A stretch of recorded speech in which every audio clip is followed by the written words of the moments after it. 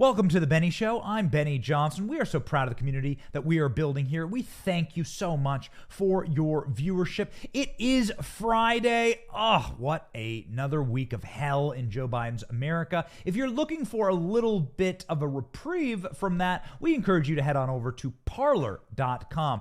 Parler is where we have our exclusive The Left Can't Meme show. This is a show where we show you the memes and we review the memes that we wouldn't be able to post anywhere else. You may be watching this on Facebook, YouTube, and you may say, I'd love to see some spicy memes and get a laugh. Well, you can head on over to Parler.com. My page on Parler has the exclusive show, The Left Can't Meme. We talk about and ridicule the powerful, and it is hilarious. Please head on over to Parler.com, check out my profile, and watch The Left Can't Meme exclusively on Parler every Friday. Parler, where free speech lives. Now, without further ado, please enjoy this exclusive interview about the new right with Byron Donalds, the absolute badass congressman from the state of Florida. This guy was incredible. I loved sitting down with him. It's amazing to talk to somebody who is just so on fire and is truly the representative of the new right. What are we going to do next? Byron Donalds, this is the future of the Republican Party. Take it away.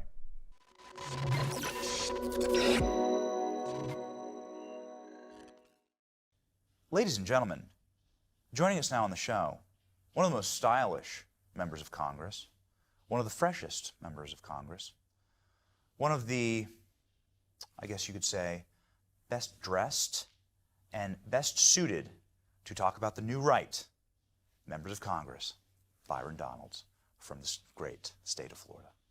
Why is everyone coming to Florida? Why wouldn't you come? First of all, we got the weather. Everybody knows that. But number two, low tax environment, that's been consistent. But then number three, you can open up a business and get started here. Here's the biggest one. You can be free. And you know that our government's not going to stop you from just living your life. In 2021 and 2022, I've called it the great COVID migration, where people wanted to leave their state, but they weren't quite sure. They still had family, my kids in school. But when the schools were locking your kid out, when you couldn't see your family members, they were like, well, why am I even here? And so they've come to Florida. And so what Florida has shown the other 49 states is when you govern based upon principles and based upon honest science, and you get the politics out of it, it actually flourishes and more people want to come. It actually proves Milton Friedman's theory that you can judge public policy by the vote of feet, because people will go where they're largely free and can actually live out their dreams. Florida has a really large Hispanic community. Have you ever called these people tacos? No. I might have asked them to make me one though, because they're good. I mean, listen, man, you make good food. I need some. Listen, if you're making up some paella over in Miami, I need some of that.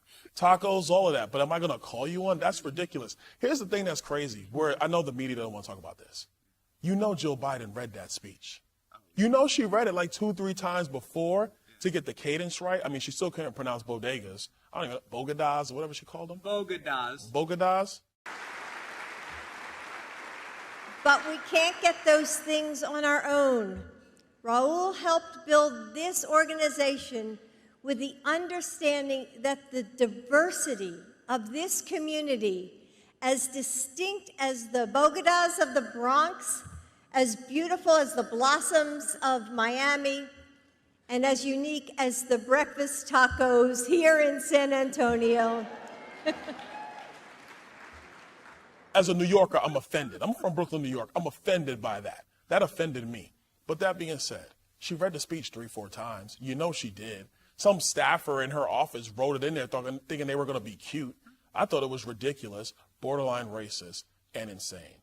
I don't call people by food groups. Now, if you cook good food, I'm going to ask you to make me some because, you know, I'm a big guy. I like to eat. You've never taken a member of the minority community and then called them a food group. Just want to clear this up. No. That's the answer. I think that's no, important. Okay, good. Jill Biden did absolutely read that. And even in her readings of that, and you've seen the teleprompters, they're like the size of movie screens. They're like the size of like the Big screen in the middle of Dallas Cowboys Stadium. They're huge, those teleprompters for the White House. Oh, yeah. She read that, and she still couldn't pronounce Bodaga. Now, how long did you live in New York? 17 years, born and raised. Okay. And you moved to Florida? Right after high school. And why? You were ahead of the curve. Yeah. I went to college. Yeah. I went to FAMU for 3 years, Tallahassee, Florida. Highest of 7 hills. Go Rattlers. And then I transferred to Florida State. I graduated from Florida State, so I'm also a Seminole, Noel-blooded. And then from there, I had a choice. It was actually the recession right after 9/11. So it was go back home when New York was still devastated, or find another place to get an opportunity. And so I actually followed, my girlfriend, who's now my wife.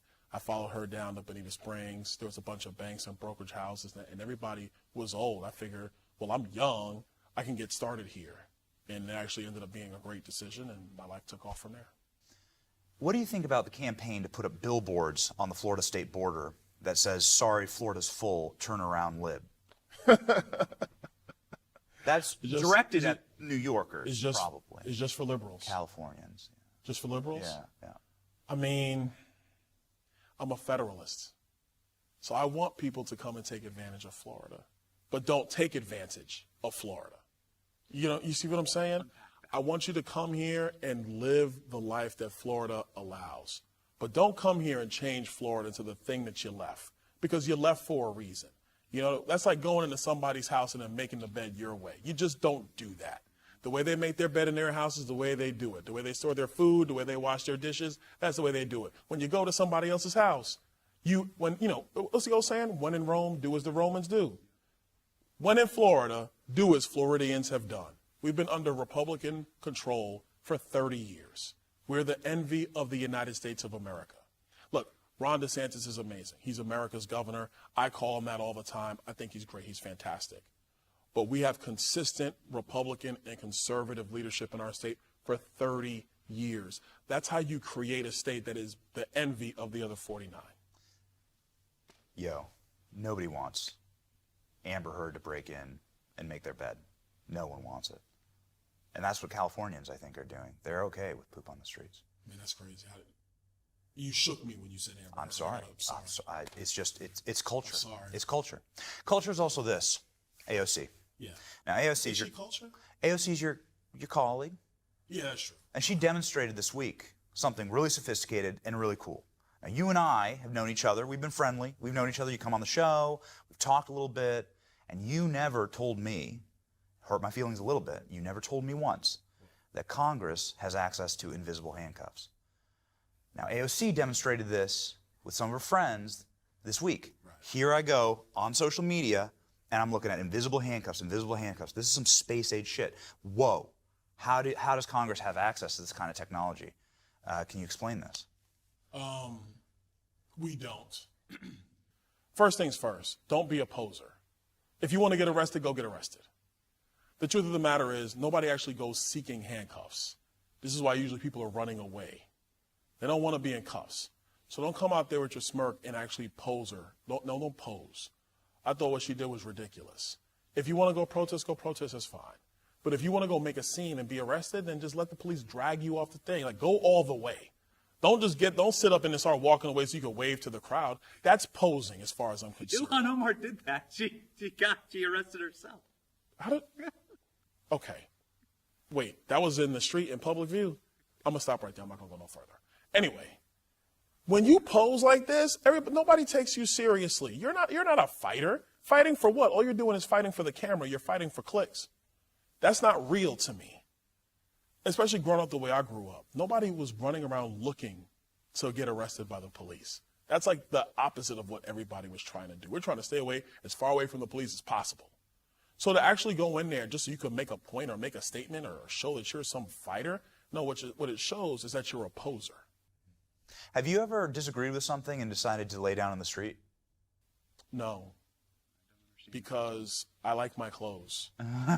And if I disagree with it, something tells me lying down on the street is not going to help me prove my point. I don't do that kind of stuff. They were lying down in front of the Supreme Court. Yeah. Now we got our Clarence Thomas, Thug Life. Clarence Thomas is getting a lot of hate. Yeah. He's always gotten a lot of hate. Yeah. From the BLM crowd. Right. What's going on there? What does Clarence Thomas mean to you, and what's going on with the actual left? They're calling people tacos. They're doing horrible stuff to Clarence. What's going on? Clarence Thomas was the first. Realistically, he's the first in the modern era of politics to go against the narrative. And they've been vilifying him ever since George H.W. Bush nominated him for the court. But he don't care. And you know why he doesn't care? Because if you actually get a chance to either talk with him or see the documentary that he made about his life, which is incredible documentary. It talks about that actually when he was in college, he was a liberal. He was kind of a radical liberal in college, going into college, until he saw the reality of some of those proposals, really started thinking about it, really started doing the history, really started studying for himself, thinking for himself, realized that he was actually a constitutionalist. He is the pioneer in the black conservative movement, the modern black conservative movement. He's taken the slings and arrows so that people like me can come along and be able to walk that path and not take as much heat as he took. But I got to tell you, there are many black Americans, black men, who are starting to see the world the way Clarence Thomas sees the world, and are not going to sit there and listen to people on Twitter, because Dave Chappelle says it doesn't exist, and he's right, that they're not going to listen to people on Twitter say this and that about you. I don't listen. I don't really care. Because you know what I say? If you really feel strongly enough, you'll come say it to my face. But I don't think you will. Can you unpack that? You said there's a lot of black men who's going to see the way Clarence Thomas. Right. That is probably a very incendiary statement to the left. That there's nothing that they would want less than black men to see the world the way Clarence Thomas sees the world. Right. Unpack that. Why is that happening? I think because you have a lot of black men who've realized that the Democrat agenda, the Marxist agenda, doesn't work. The reality has hit everybody in the face now. They know it doesn't work. They're looking for an alternative. Republicans have just done a terrible job of providing an alternative. Republicans argue policy like we're in a think tank room or we're in some model UN debate. That's not how you argue politics to people who never really consume politics. They're intelligent, but politics isn't their thing. So you have to meet them where they are, not just argue with it like you're having some debate on Capitol Hill. That's not the way you get the job done. I think that when these policies come out from our side of the aisle, you compare them to what the left has actually done, black men first and foremost are going to be like, man, this thing doesn't work. Black men, man, we're bred to hustle. We're bred to go get it, to go work hard. From when we were young kids, our mothers were always like, you got to work twice as hard as everybody else to get ahead. That's what you got to do. Life ain't fair. Get over it. Nobody cares about your feelings. Grow up, be a man, and do what needs to be done. But then when you come into a world where you see policies that actually go in opposite of things that are going to help you be successful, you're not going to stand for that for very long. You're not. And I think the other thing is that, especially where the Republican Party is going right now, where you have men and women who are basically like, I'm going to tell the truth, I'm going to tell it straight, I'm going to go accomplish things, I don't care what the media says. People respond to that. Black men respond to that. So what is going to happen in the Republican Party? You said the Republican Party has been terrible on this. Oh, yeah. You are a member of what people call online the new right. Yeah. And that seems like sort of a new generation of Republicans that are okay talking about something like this, maybe moving the needle. Because I think the Republican Party spent $1 billion or whatever on the black vote in 2020. It didn't move the needle. The Platinum Plan, I don't know who named that, but didn't move the needle necessarily. I think as far as I can see. So the new right, how do you fix it? Well, I think first and foremost, if you look at some of the data points, it moved the needle some. I think the thing to understand about when you go in to seek a new group of voters, it doesn't happen overnight. I'm glad the party invested in 2020. Now go do it again. They are, by the way. You have to be consistent. If you're going to build a relationship with a community, you just don't show up and be like, hey, it's me. Here's some money. Here's some money. We throwing it around. Vote for me. Look at my policy plan. No, it doesn't work that way. You got to consistently show up. And when you do that work, then that needle moves. You know what I'm saying? That's how you move a needle. It's not a one-shot deal. It is consistency over time. Time under pressure, time under thought. Makes people say, you know what? I might have to go deal with Benny. I think Benny's telling me the right thing. When you started your show, you didn't just do one and be like, oh, look, Mom, I made it. I did one show. What did you do? Show after show after show after show after show. Why? Consistency breeds people saying, you know what, man, let me go on Benny's show. Let me go deal with him. We got to do the same thing in the party. I'm glad the Republican Party spent that money. Now do it again. And so you have people like myself, like Burgess, like Tim Scott.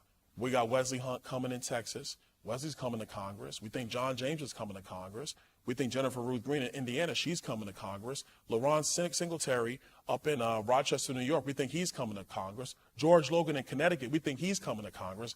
You're going to have like 7 or 8 of us standing in the House well looking at each other like, okay, RNC, go spend the money. When you do this consistently over time, people respond. You can't build a relationship with a community just by showing up to church on one Sunday. They don't even know who you are. They might have think you got lost. But if you come Sunday after Sunday after Sunday, if you're there time after time after time, the community starts talking. They be like, man, these Republicans are back again. Again? Yeah. You know what? Let me think about what they're saying. That's the dam that's got to break. And that only happens with consistency. There's nothing more cringe than watching Kamala Harris go to a black church and give some speech and some like cackle speech about something, and everyone's like, yeah. She's bad at it. You know who was worse? Hillary Clinton.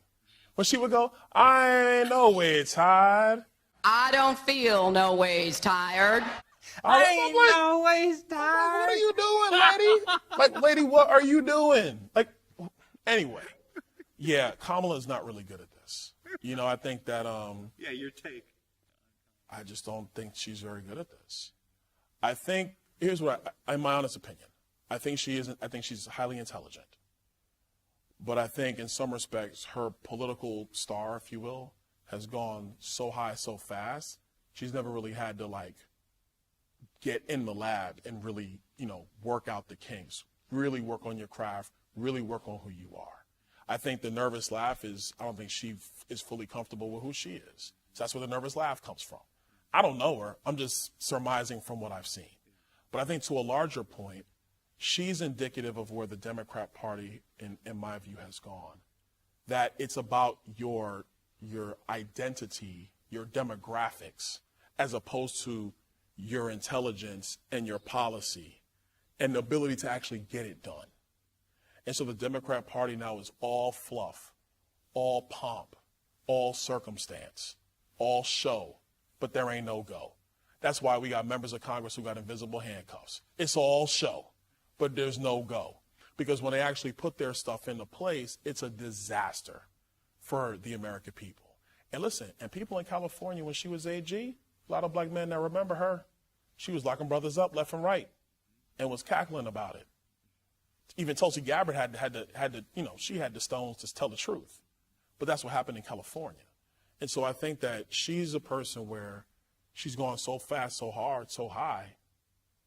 That's in her career, cool for you, but I don't think she's ready for prime time. She hasn't had that ability to really hone her skills. You brought it up, so I got to get your take on this. I mean, she locked up hundreds of thousands of people, a lot of them, majority, minority probably, in that group, young black men, for like a bud of weed in their pocket. And then she goes on the Breakfast Club, brags about smoking weed, cackles about smoking weed. Also, and I know the answer to this too, they say you oppose legalizing weed. That's not true. I know. and look, I joke about it, half joking. Half my family's from Jamaica. Are you kidding me? They be so mad at you. Have you ever smoked? I have. Okay. Like in And college, I inhaled. I did inhale. Okay. It was a long time ago. But yes. I know you have to go. They say you have to go. I just broke loose. I mean, was it in college? See, I like stuff like that. That's a real honest answer. Real. Was it a blunt or joint?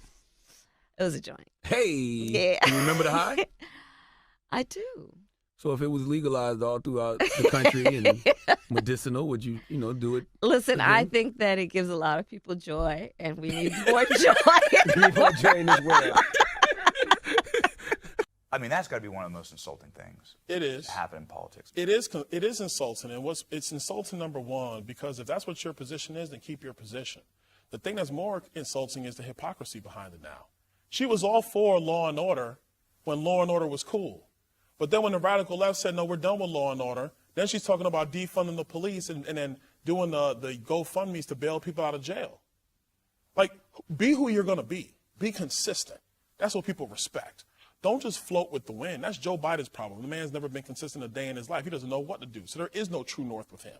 He's wherever the middle of the Democrat Party is. That's where he is. He's, I think Ben Shapiro said he's like a cork that floats in the ocean. Just where it was going, that's where Joe Biden is. That's her problem too. Not consistent. If you're going to be law and order AG, be law and order AG. But don't flip-flop on us. Be consistent. I think that's where most people have found their fault with her, is that she's too worried about what the politics dictate as opposed to doing what is right on behalf of people. Look, in the black community, do we want people who are doing wrong to be arrested? Yeah, because we don't want you doing wrong and consistently being in the community and bringing upheaval. People got to go to school. People got to open their businesses. People trying to be safe in their communities. The other thing that the black community wants is that we want the justice system to be stand up and to be fair. We don't want prosecutors in the back cutting deals, because that happens. Let's just be 100%. You have prosecutors who will cut deals depending on choosing who they want to prosecute. And that's wrong too. So we want the justice system to work. We want it to be fair. We want it to be equitable. If you can do that, black people will be like, okay, that's fine. Because if so-and-so does wrong, they got to be held accountable. That's it. What is the new right? I think the new right is just committed to policy.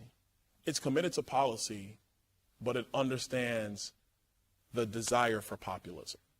And it understands when you have to engage with populism. I think the new right is still conservative. I think the new right is still constitutionally based. But the new right has a far better grasp of populism, a far better grasp of the culture than I would say the old right used to have. This is why sometimes the old right would get caught and get comfortable in the rooms that were just cool, and you would never see new people show up.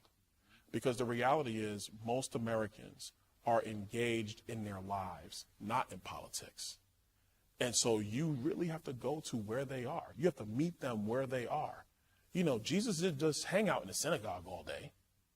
That's great with the Pharisees, and even they were funky. We all know that. He didn't just hang out in the synagogues. He went to where people were. The new right is going to where people are. The policies are consistent, and it's about reality. It's not falling in love with, less taxes, less government, more freedom. That sounds cool, but what does it mean? What does it mean in the life of a young black kid in inner city Tampa? What does it mean in the life of a poor white kid in Iowa? What does it mean in the life of a poor Mexican immigrant? Parents came here legally. He immigrated 5 years old. What does it mean in his life? How are they going to grow themselves? What does that mean for the future of the country?